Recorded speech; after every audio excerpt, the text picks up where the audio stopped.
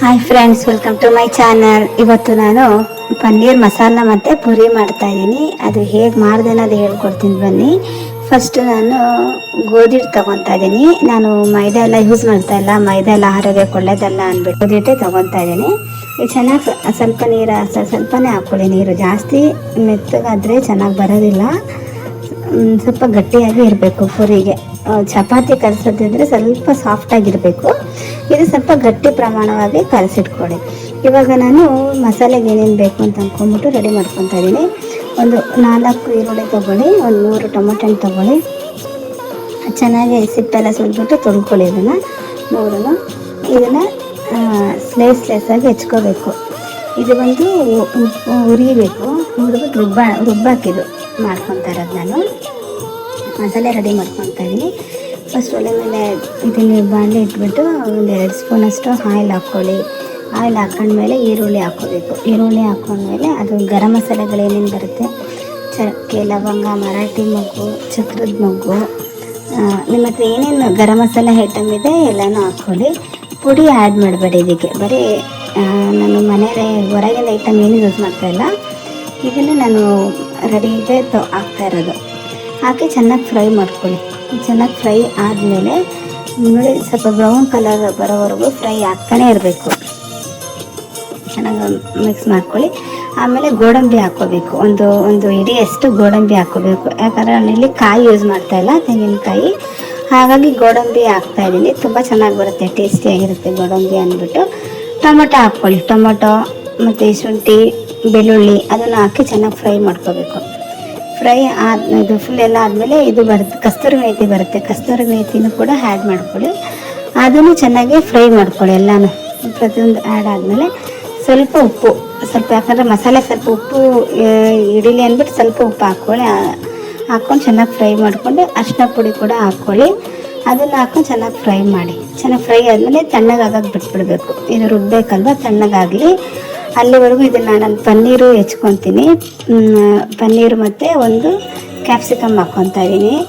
ಬಟಾಣಿ ಇದ್ದಿದ್ರೆ ಹಾಕ್ಬೋದಾಗಿತ್ತು, ಬಟ್ ಬಟಾಣಿ ಇರಲಿಲ್ಲ, ಹಂಗಾಗಿ ನಾನು ಹಾಕಿಲ್ಲ. ನಿಮ್ಮ ಹತ್ರ ಇತ್ತು ಅಂದರೆ ಬಟಾಣಿ ಕೂಡ ಹಾಕ್ಕೊಳ್ಳಿ, ಟೇಸ್ಟಿಯಾಗಿರುತ್ತೆ. ಹಸಿ ಬಟಾಣಿ ಹಾಕ್ಕೊಳ್ಳಿ, ಒಣಗಿದ ಬಟಾಣಿ ಹಾಕ್ಕೋಬೇಡಿ. ಇದು ಕ್ಯಾಪ್ಸಿಕಮ್ ಕೂಡ ಹೆಚ್ಕೊಳ್ಳಿ. ಕ್ಯಾಪ್ಸಿಕಮ್ ದಪ್ಪ ಹೆಚ್ಕೊಳ್ಳಿ. ತುಂಬ ಸಣ್ಣಕ್ಕೆ ಹೆಚ್ಚಿದ್ರೆ ಅದು ಬೇಗ ಬೆಂದ್ಬಿಡುತ್ತಲ್ವ, ಹಾಗಾಗಿ ಸ್ವಲ್ಪ ದಪ್ಪನೇ ಹೆಚ್ಕೊಳ್ಳಿ. ಆದಮೇಲೆ ಅದನ್ನು ನಾವು ತಣ್ಣಗಾಗಿದೆ, ಇವಾಗ ಅದನ್ನು ರುಬ್ಕೊಳ್ಳೋಣ. ಇದು ಪೇಸ್ಟ್ ಥರ ಆಗಬೇಕು, ಫುಲ್ಲು ಗಂಧ ಥರ ಆಗಬೇಕು. ಆವಾಗಲೇ ನಮಗೆ ಇದು ಟೇಸ್ಟಿಯಾಗಿ ಬರೋದು. ಇದು ರುಬ್ಕೊತೀನಿ. ಇದು ಆದಮೇಲೆ ಇವಾಗ ಒಂದು ಎಣ್ಣೆ ಬಿಟ್ಬಿಟ್ಟು ಒಂದು ಪಾತ್ರೆಯಲ್ಲಿ ಒಂದು ಸಣ್ಣದಾಗಿ ಕಟ್ ಮಾಡ್ಕೊಂಡಿರೋ ಈರುಳ್ಳಿ ಹಾಕ್ಕೊತೀನಿ. ಒಂದು ಅರ್ಧ ಈರುಳ್ಳಿ ಹಾಕಬೇಕು. ಅದು ಆಪ್ಷನಲ್, ಹಾಕಿದ್ರೆ ಹಾಕ್ಬೋದು, ಇಲ್ಲಾಂದರೆ ಎಣ್ಣೆಯಲ್ಲಿ ಹಂಗೆ ಫ್ರೈ ಮಾಡ್ಬೋದು ಕ್ಯಾಪ್ಸಿಕಮ್ನ. ನಾನು ಈರುಳ್ಳಿ ಹಾಕ್ಕೊಂಡೆ ಚೆನ್ನಾಗಿರುತ್ತೆ ಅಂತ. ಇವಾಗ ಕ್ಯಾಪ್ಸಿಕಮ್ ಹಾಕ್ಕೊಳ್ಳಿ. ಕ್ಯಾಪ್ಸಿಕಮ್ ಆದಮೇಲೆ ಚೆನ್ನಾಗಿ ಫ್ರೈ ಮಾಡ್ಕೋಬೇಕು ಈ ಕ್ಯಾಪ್ಸಿಕಮ್ನ. ನೋಡಿ, ನಾನು ಆವಾಗಲೇ ರುಬ್ಬಕ್ಕೆ ಇಟ್ಟಿದ್ದೆ. ಇವಾಗ ಎಷ್ಟು ಚೆನ್ನಾಗಿ ಗಂಧ ಥರ ಆಗಬೇಕು. ಈ ಥರ ಪೇಸ್ಟ್ ಆದ್ರೇ ನನಗೆ ಮಸಾಲೆ ಆಗಲಿ ಗ್ರೇವಿ ಆಗಲಿ ತುಂಬ ಚೆನ್ನಾಗಿ ಬರುತ್ತೆ. ಇದು ಕ್ಯಾಪ್ಸಿಕಮ್ ಸ್ವಲ್ಪ ಆಗಿದೆ, ಇದು ಬೇಗ ಬೆಂದ್ಬಿಡುತ್ತೆ. ನೀವೇನು ಜಾಸ್ತಿ ತಿನ್ನಬೇಡ. ಸ್ವಲ್ಪ ಖಾರದ ಪುಡಿ, ಸ್ವಲ್ಪ ಧನಿಯದ ಪುಡಿ ಅಷ್ಟೇ, ನೀವೇನು ಹಾಕಲ್ಲ ನಾನು. ಹಾಕ್ಬಿಟ್ಟು ಚೆನ್ನಾಗಿ ಮಿಕ್ಸನ್ನ ಮಾಡ್ಕೊಳ್ಳಿ. ಚೆನ್ನಾಗಿ ಮಿಕ್ಸ್ ಆದಮೇಲೆ ಮಸಾಲೆ ನಾವೇನು ರುಬ್ಬಿಟ್ಟಿರ್ತೀವಿ ಆ ಮಸಾಲೆನ ಹಾಕ್ಕೊಳ್ಳಿ. ಇದಕ್ಕೆ ಹಾಕ್ಕೊಂಡ್ಬಿಟ್ಟು ಚೆನ್ನಾಗಿ ಮಿಕ್ಸ್ ಮಾಡ್ಕೊಳ್ಳಿ. ಸ್ವಲ್ಪ ನೀರು ಹಾಕ್ಕೊಳ್ಳಿ, ಯಾಕಂದರೆ ಇದು ಸ್ವಲ್ಪ ಮಸಾಲೆ ಗಟ್ಟಿ ಆಗುತ್ತೆ. ನಾವು ಗೋಡಂಬಿ ಹಾಕಿರೋದ್ರಿಂದ ಇದು ಮಸಾಲೆ ತುಂಬ ಗಟ್ಟಿ ಆಗುತ್ತೆ. ಸ್ವಲ್ಪ ನೀರು ಹಾಕ್ಕೊಳ್ಳಿ. ಹಾಕ್ಕೊಂಡು ಸ್ವಲ್ಪ ಬಾಯ್ಲ್ ಆಗಲಿ. ಚೆನ್ನಾಗಿ ಬಾಯ್ಲ್ ಆದಮೇಲೆ ಇದು ಪನ್ನೀರ್ ಹಾಕ್ಕೊಳ್ಳಿ. ಇವಾಗ ಪನ್ನೀರು ನಾನು ಎಣ್ಣೆಲಿ ಫ್ರೈ ಮಾಡಲ್ಲ, ಯಾಕಂದರೆ ಅದು ಇರೋ ಪ್ರೋಟೀನ್ ಎಲ್ಲ ಹೋಗ್ಬಿಡುತ್ತೆ ಅಂತ ಅಂದ್ಕೊಂಡು ನಾನು ಎಣ್ಣೆಲಿ ಫ್ರೈ ಮಾಡಲ್ಲ. ನಾನು ಸಾರು ಬಾಯ್ಲ್ ಆಗ್ತಿರ್ಬೇಕಾದ್ರೆ ನಾನು ಪನ್ನೀರು ಬೇಯಿಸ್ಕೊತೀನಿ. ನೋಡಿ, ಇವಾಗ ಚೆನ್ನಾಗಾಗಿದೆ.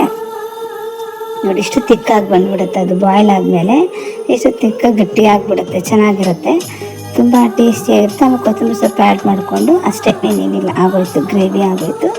ಈಗ ಇದಕ್ಕೆ ಪ್ಲೇಟ್ ಮುಚ್ಚಿಬಿಟ್ಟು ಆಯ್ತು, ಇದು ಅಷ್ಟೇ. ಇವಾಗ ನಾವು ಪೂರಿಗೆ ಈ ಥರ ನೋಡಿ ಸಣ್ಣದಾಗಿ ಕಟ್ ಮಾಡಿ ಇಟ್ಕೊಂಡ್ಬಿಟ್ರೆ ಈಸಿಯಾಗಿ ಬೇಗ ಮಾಡಿಬಿಡ್ಬೋದು ಪೂರಿ. ನಾವು ಒಂದು ನಿಂಬೆಹಣ್ಣು ಗಾತ್ರದಷ್ಟು ರೌಂಡ್ ಮಾಡಿ ಇಟ್ಕೊಂಡ್ಬಿಡೋಣ. ಇಷ್ಟು ಸೈಜ್ ಇದ್ದರೆ ಸಾಕು, ಚೆನ್ನಾಗಿ ಬರುತ್ತೆ, ಪೂರಿ ಉಬ್ಬುತ್ತೆ. ನಾನು ಮತ್ತು ಇನ್ನೊಂದು ಏನಂತ ಹೇಳಿದ್ರೆ, ನಾನು ಗೋಧಿ ಹಿಟ್ಟು ಹಾಕಿ ತೀಡೋದಿಲ್ಲ.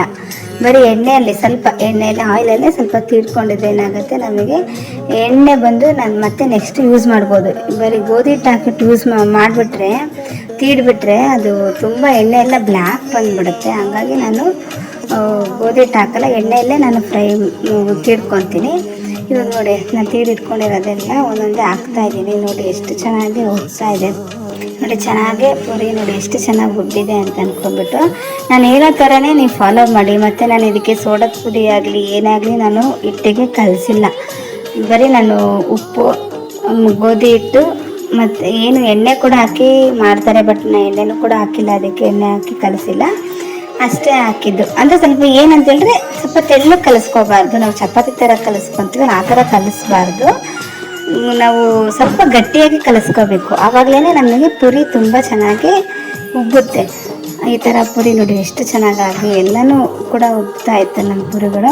ಆಮೇಲೆ ಇನ್ನೊಂದು ಏನಂತಂದರೆ ನಾನು ಹೇಳಿದ್ಮೇಲೆ ನೋಡಿ, ಇಲ್ಲಿ ಬೇರೆ ಬರೀ ಹಿಟ್ಟಾಕಿ ನಾವು ಪುರಿ ಉಜ್ಕೊತಾ ಇದ್ದರೆ ಆ ಫುಲ್ಲು ಎಣ್ಣೆ ಎಲ್ಲ ಬ್ಲ್ಯಾಕ್ ಆಗ್ತಾಯಿತ್ತು. ಹಾಗಾಗಿ ನಾನು ಎಣ್ಣೆಯಲ್ಲೇ ನಾನು ಪುರಿ ಯಾವಾಗಲೂ ಉಜ್ಜೋದು, ಆವಾಗಲೇ ಅದು ತುಂಬ ಚೆನ್ನಾಗಿ ಬರುತ್ತೆ.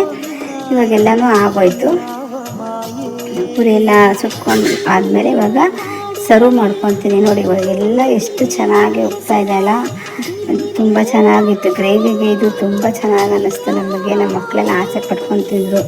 ಸ್ಕೂಲಿಗೆ ಇವತ್ತು ಬೆಳಗ್ಗೆ ಸ್ಕೂಲಿಗೆ ಅಂತಲೇ ಬೆಳಗ್ಗೆ ಟಿಫನಿಗೆ ಮಾಡಿಬಿಟ್ಟಿದ್ದೆ ನಾನು ಪುರಿ ಮತ್ತು ಸಾಗು ಮಾಡಿಬಿಟ್ಟಿದ್ದೆ ಇವತ್ತು ಬೆಳಗ್ಗೆನೇ. ಮಕ್ಕಳು ಟಿಫನ್ ತೊಗೊಂಡೋಗಿ ಸ್ಕೂಲಲ್ಲೆಲ್ಲ ತುಂಬ ಚೆನ್ನಾಗಿದೆ ಅಂತ ಅಂದ್ಕೊಂಡು ಕೇಳಿಬಿಟ್ಟು ತಿಂತಾಯಿದ್ರಂತೆ. ಮತ್ತೆ ಮಾಡ್ಕೊಂಬಿಟ್ಟು ಕೊಡು ಮಮ್ಮಿ ಬರೋಕ್ಕೆ ಹೇಳು ಅಂದ್ಬಿಟ್ಟು ತುಂಬ ಚೆನ್ನಾಗಿ ತಿನ್ಕೊಂಡು ಹೇಳ್ತಾಯಿದ್ರು, ಇವತ್ತೇನು ಪುರಿ ಮತ್ತು ಮಾಡಿಬಿಟ್ಟಿದ್ದೀರಾ ಮಮ್ಮಿ, ಚೆನ್ನಾಗಿತ್ತು, ಫ್ರೆಂಡ್ಸ್ ಎಲ್ಲ ತಿಂದರು ಅಂತ. ನೋಡಿ ಎಲ್ಲನೂ ಆಯಿತು. ಈಗೆಲ್ಲ ತೋರಿಸ್ತೀನಿ ಹೇಗೆ ಬಂದಿದೆ ಅಂದ್ಬಿಟ್ಟು. ನೋಡಿ ಈ ಥರ ಚೆನ್ನಾಗಿ ಬಂದಿದೆ. ಈಗ ಸರ್ವ್ ಮಾಡ್ಕೊತೀನಿ, ಪ್ಲೇಟಿಗೆ ಸರ್ವ್ ಮಾಡ್ಕೊಂಡು. ನೋಡಿ ಸಾಗು ಕೂಡ ರೆಡಿ ಇದೆ, ಚೆನ್ನಾಗಾಗಿದೆ ಸಾಗು ಕೂಡ. ಈಗ ಸರ್ವ್ ಮಾಡಿಕೊಂಡು ಇವಾಗ ಬ್ಯಾಟಿಂಗ್ ಮಾಡೋದು, ತಿನ್ನೋದು ಅಷ್ಟೇ. ತುಂಬ ಚೆನ್ನಾಗಿದೆ. Thank you so much. ನಾನು ವೀಡಿಯೋ ಫಾಲೋ ಮಾಡಿದ್ದಕ್ಕೆ ಥ್ಯಾಂಕ್ ಯು.